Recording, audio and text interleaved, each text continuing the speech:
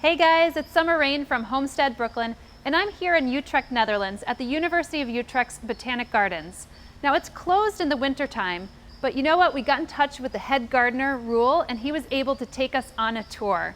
So welcome to this week's episode of Plant One on Me, Field Trip Edition.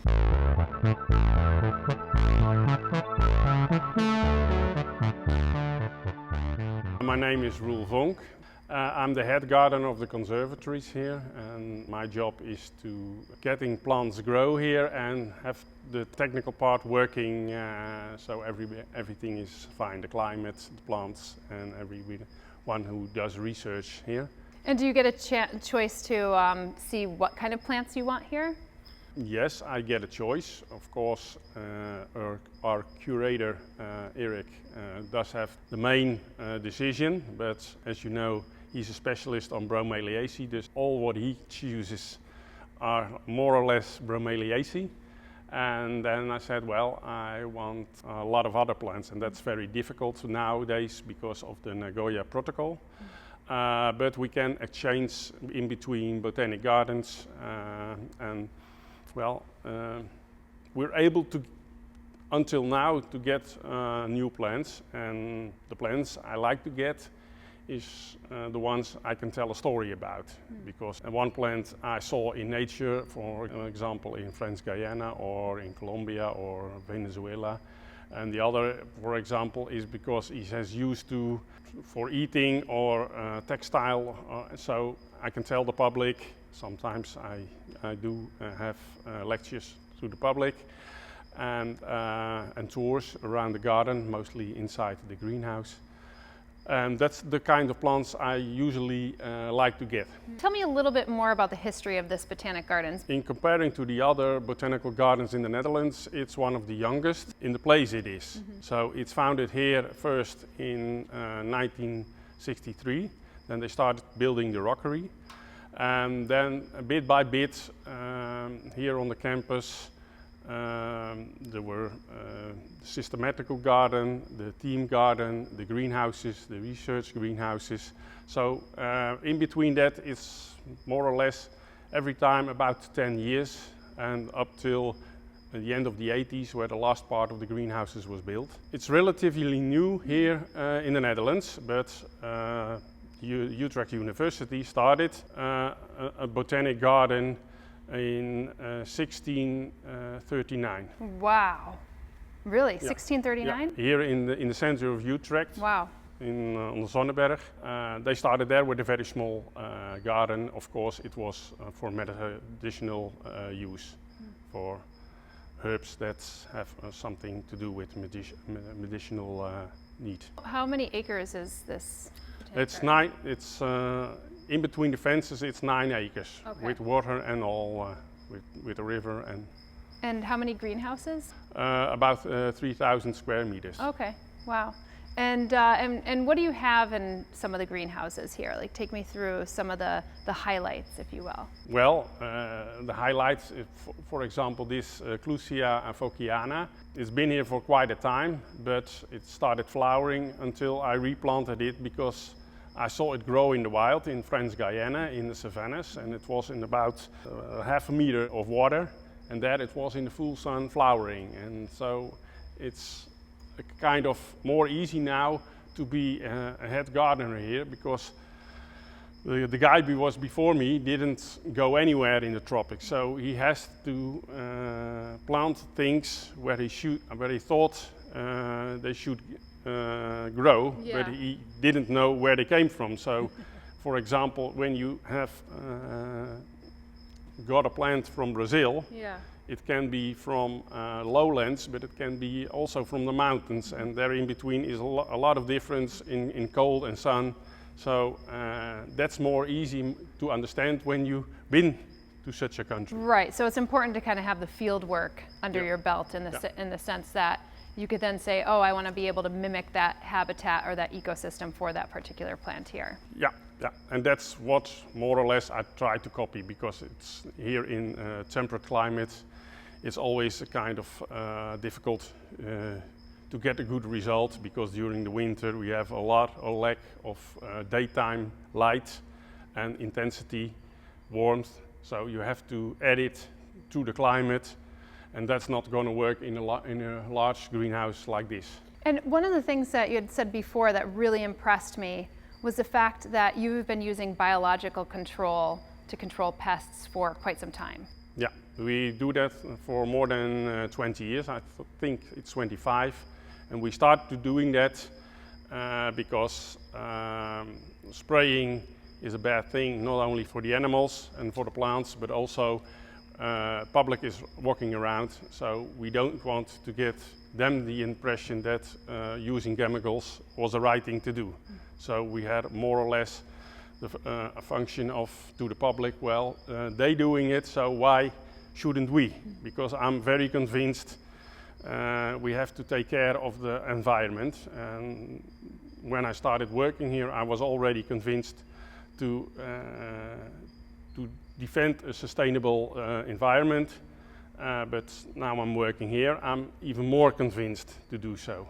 So that's one of the things I tell to the public, well, you should take care of what there is and don't try to interfere as a human being. Well, that's what we're doing most of the time. We always try to control nature in a way it's convenient to people, and that's not what nature is. That's absolutely right. And what's really marvelous about this Botanic Gardens, and something that I haven't really seen, I've seen maybe in Vancouver at the VP Conservatory, they might have some animals running around, but you have a range of animals kind of running around in your greenhouses. As we speak, you can hear the frogs whistling. We started off with frogs also for controlling pests and small insects, because poison dart frogs mostly of the time eat a small insect like ants, and because of the things they eat, they become well, poisonous on the outside. So it's a discussion here if they really are poisonous here, because they eat other insects. But yeah, that's the combination of hearing, for example, the frogs whistle. The public wants to know where they are, so they keep looking around, and then they think it's the natural Dutch size of frog, so they are looking for about 5 centimeters frog, but this one is not larger than the nail of my thumb. Yeah. And so, well, we have signs here which explain how large they are and what they do. Frogs get offspring, so then you can tell, well, they do it in a bromeliaceae, because there is always in the heart of the bromeliaceae on the leaves is water, and then they lay their eggs. They guard their eggs, and well, within time they they come out and get tails, and well, when they grow larger they lose their tails and they are frogs.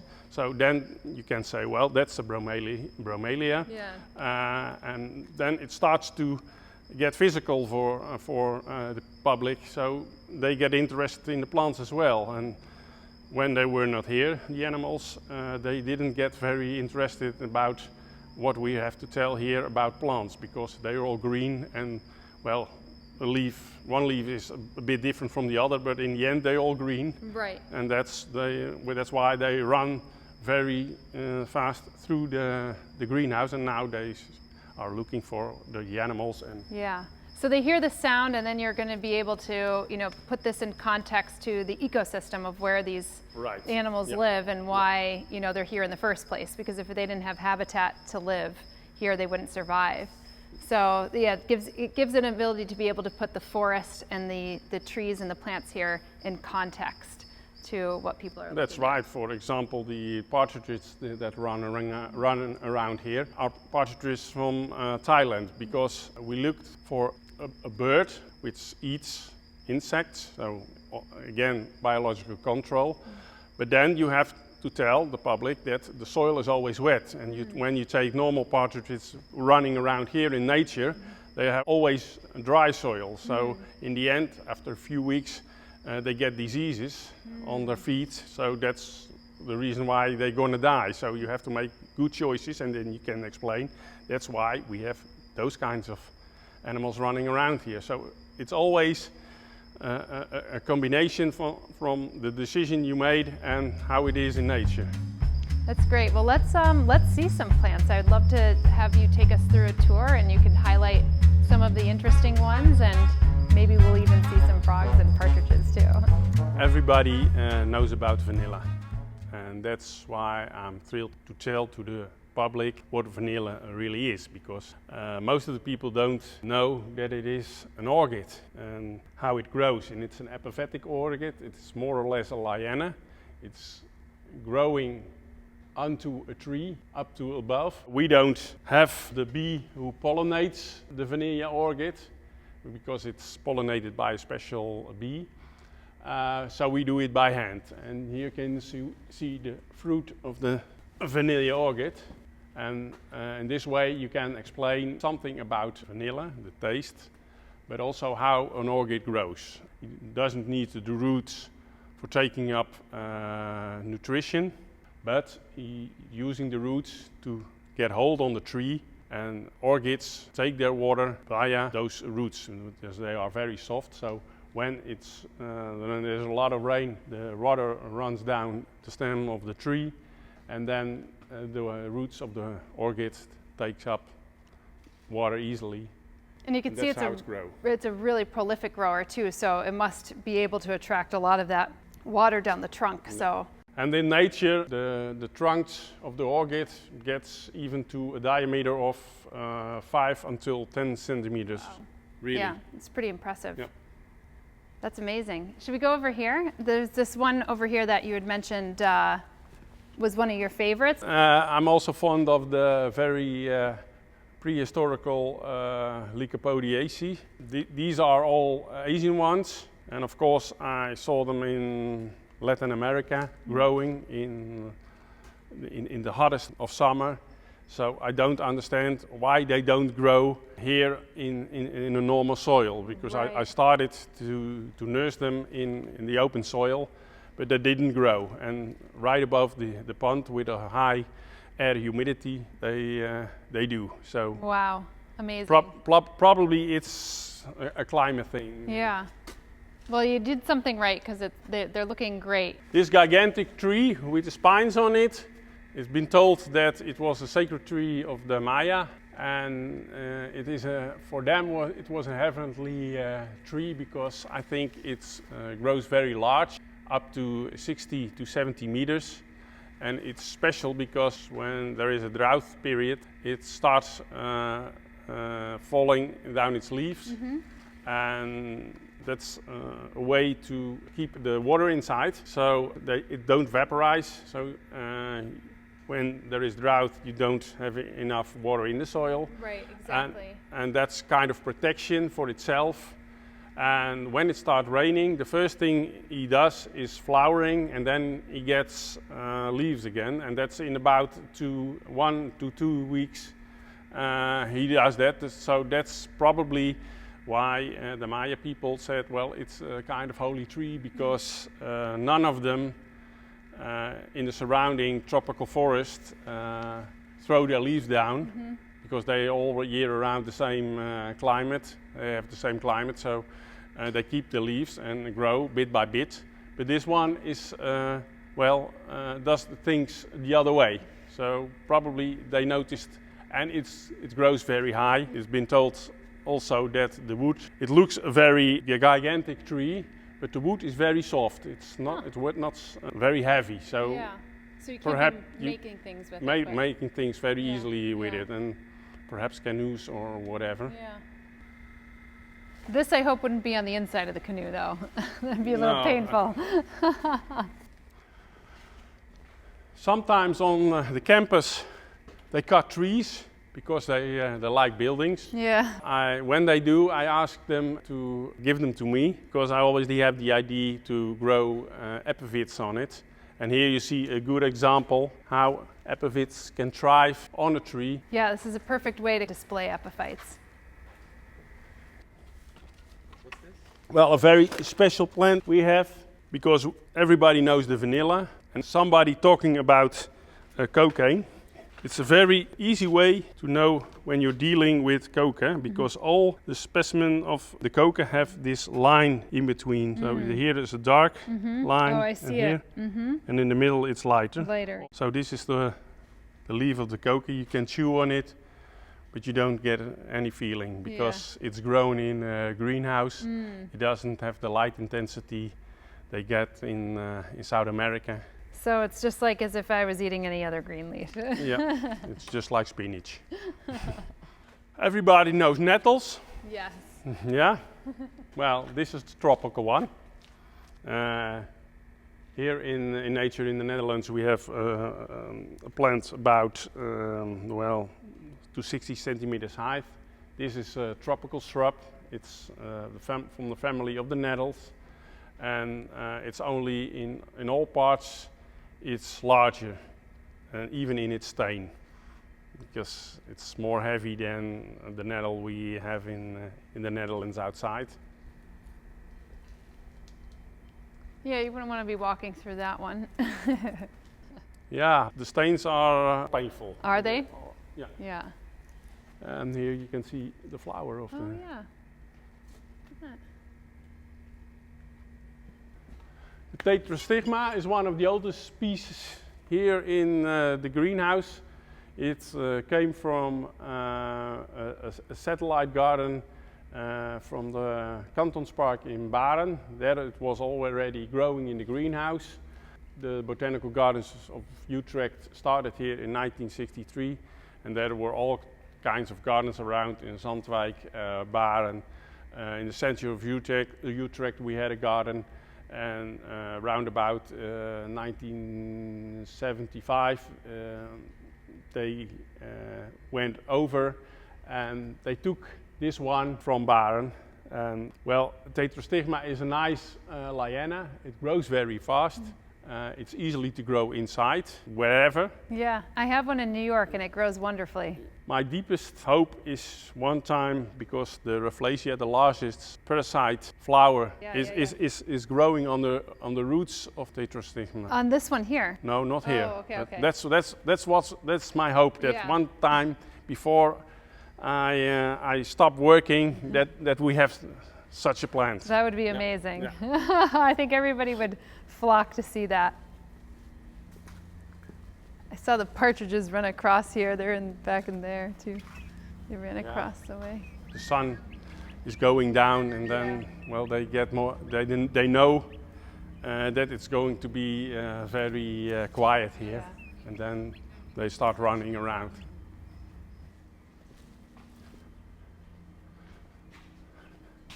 Of course, everybody knows the chocolate. Oh yeah, look at that. This is a chocolate fruit, and I don't recall it's been flowering right now, but every time I get amazed that it's a very tiny flower, about 1 centimeter, and the fruit of the cocoa, Cocoa, is growing that large. It's not ripe because it's still green. When it's starting to get a brown color, then it's ripe, and then you can open it up and see the fruit inside. Then I think we should go to the other area. Sure. No, don't worry.